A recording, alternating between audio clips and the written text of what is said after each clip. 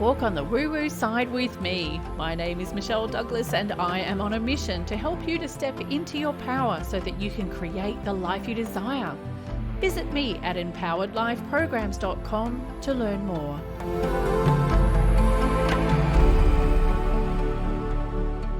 Why, hello there, it's Michelle, and today we're going to be talking again about past life regressions, and in this particular one we visit ancient Roman times. So this client is an outgoing man, he's very tall, broad shoulders, he has a presence about him, and after regressing through his current life, he takes me back to ancient times and describes himself as tall and strong.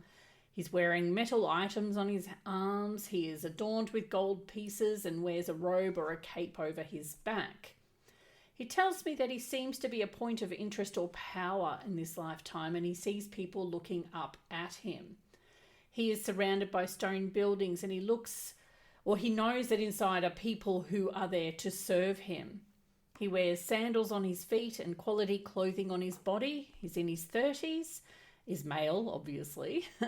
He's big, strong, healthy, with dark brown hair. So similar to what he probably is in this current lifetime.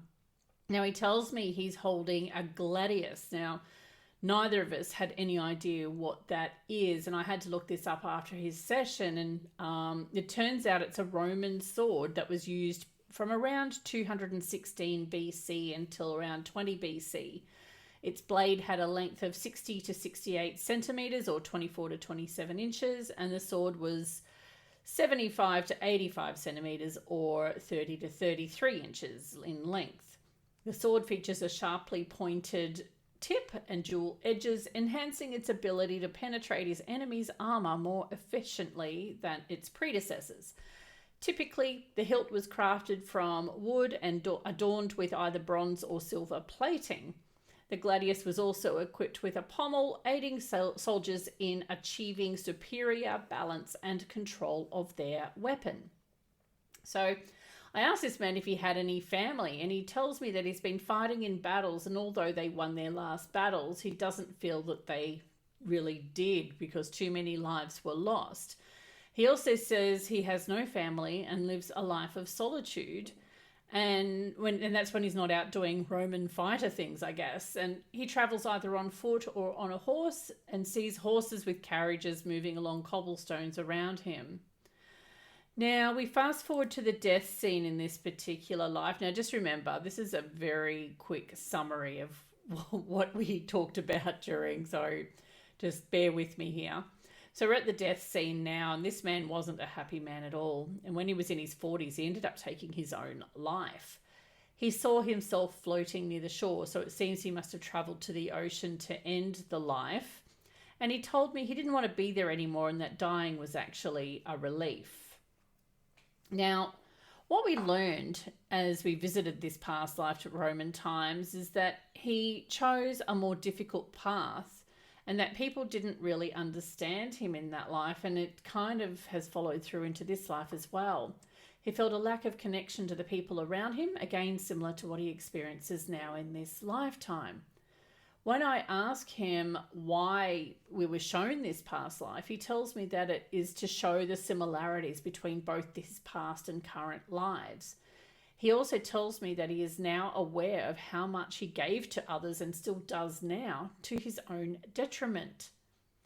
I then ask if he's found himself in similar situations in any of his other past lives. And he confirms that yes, he's had 4 other lives where he gave to others with little in return. So I then take him through the healing process to help him to let go of this pattern. And he tells me that this feeling of loneliness is starting to lift, and that he believes that this is the last time that he will experience this pattern. He also tells me that he's feeling lighter. So to conclude, to protect the identity of my clients, first I should say that I only reveal so much about our sessions together, but what became very clear here is that my client was feeling very alone during that life and also during this one as well. Now, in that life, he was a man of high stature, he was a powerful fighter in what would have been many battles during his time in that life. At the same time, he was lonely and unfulfilled, realizing that although he gave so much for those he was fighting for, he received very little in return. The message for my client from this regression is that he needs to stop giving so much and depleting his own energy to help others. This is because it will do nothing more than leave him feeling alone and empty inside. So what I've shown you today is a small snapshot of a past life regression that lasted for, they usually go for at least 2 to 3 hours. I've pulled out the highlights to share with you today so that you can have an idea of the information that may come forth during a regression. But of course, everyone is different and every regression is completely different. We've found ourselves in all sorts of strange places, I can tell you now. So every time I've worked with a client, they've been surprised at the information that came forward during their regression, and all have benefited when they've applied what they learn. So if you'd like to book a past life regression, it's a life-changing experience. So if you'd like to do that, visit empoweredlifeprograms.com/regression to learn more about what it involves and to make your booking. And I shall see you then.